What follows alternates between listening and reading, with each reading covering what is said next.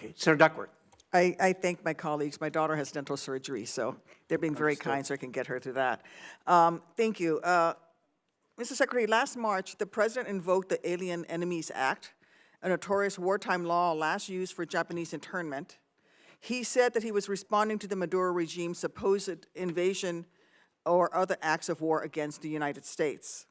But in recent weeks, you, the Department of Justice, and our friends across the aisle have repeatedly said that we are not at war with Venezuela.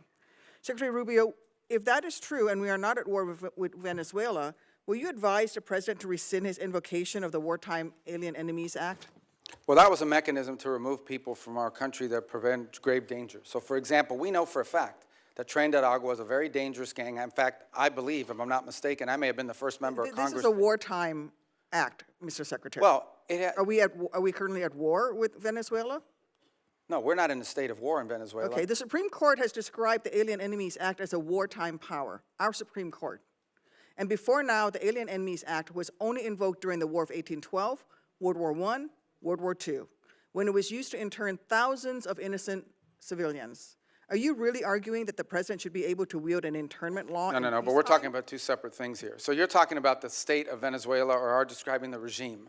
And we're talking about, but what the President designated. Invoked the Alien Enemies Act. I know, Senator, but let me be clear with you. No, but what the President was talking about are these gangs that have, and these narco-trafficking groups that are waging war on the United States. There's no doubt.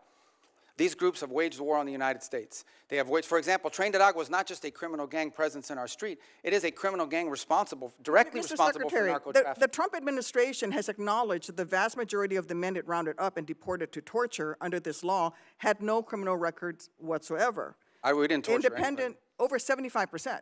Who did we torture? We haven't tortured anybody. We've arrested people that are members of gangs and we've deported them. We don't want gang members in our country. Have found that many of the men were here legally. If the administration is willing to lie about who it's targeting under this law, what protections do totally innocent people have against abuse? Again, I want to ask you, will you advise the President to rescind his invocation of the Wartime Alien Enemies Act? No, of course not. I mean, these are people that are threats to the national security of the United States. But I've described this in hearings in the past, including before you guys. So you're saying that we're at war? We are absolutely. When it comes to narco-trafficking groups and criminal gangs that are targeting the United States for criminal activity. We're in a state of war. There's no doubt about the fact that we're confronting them in a warlike setting because they're waging war on us. And do the Geneva Convention They're waging war against us, and they're enemy combatants as a result of it. And the fact of the matter is that we are confronting these irregular groups, and that's one of the great challenges of the new century in this hemisphere in particular, is that these non-state actors who possess state-like capabilities in terms of their weaponry pose a grave danger to the United States. I don't think any American would dispute that we have cartels that pose a threat to the national security of the United States. With all of the other laws of when it comes to warfare. I mean, you're saying that he can invoke this wartime power.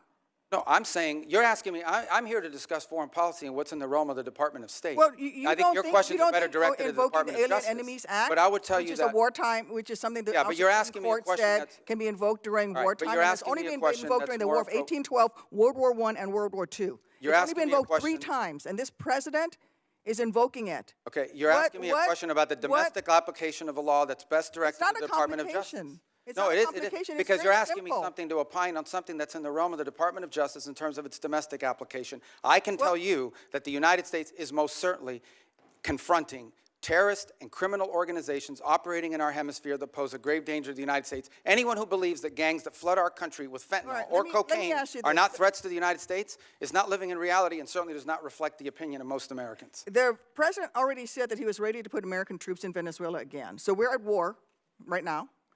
So if things don't go well with the Chavistas you've empowered, when did the President say he was going to put troops in Venezuela? A military option, what is your criteria for returning to a military option and putting boots on? Well, I don't recall the President saying he was going to put troops in Venezuela. Where did he say that? I'm asking you, what are your... But that's what you said. I didn't remember the President has already said that he was ready to put American troops in Venezuela. No, I think the President has said that he retains the right as Commander-in-Chief to protect the United States against any imminent threats.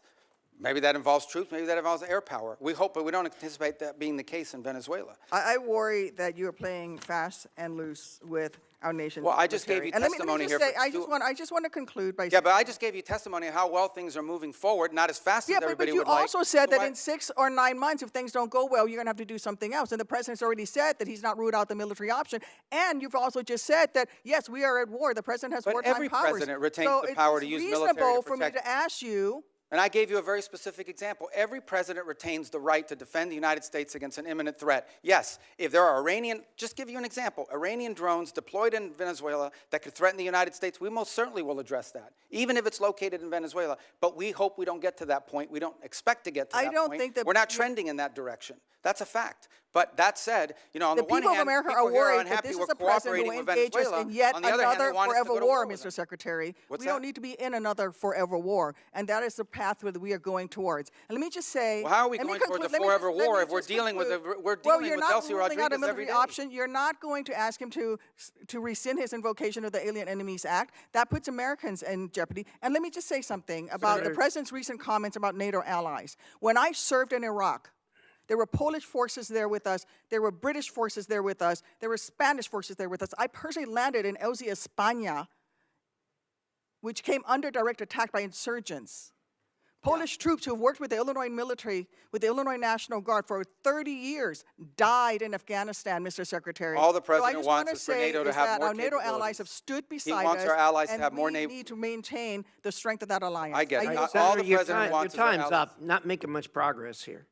Well, let me just say, the president just wants our allies to have more capabilities to be involved in operations like that, God forbid, in the future if necessary. That's not an unreasonable request. He said request. that they stayed a little behind, and they certainly did not come to our defense. And well, not every country in Europe, not every country in NATO participated in those missions.